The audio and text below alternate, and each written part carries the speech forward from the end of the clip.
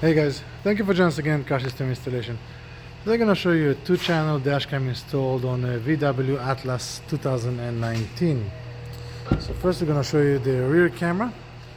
We have installed it on the rear windshield in the back here. Ran the wire through the factory boot, so that way we don't have any wires showing, everything nice and clean, nothing visible, no issues. And then we ran through the vehicle liner on the top. Everything is hidden inside here.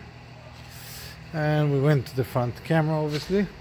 And from the cab camera we installed the Power Magic Pro, so we found in the vehicle accessory and constant power. So I have the camera installed here just behind the mirror, so pretty much you can barely see it when you sit in the driver's side.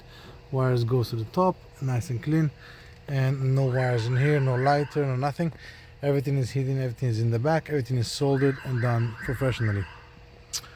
For more dash cams videos, you can see it on our YouTube channel.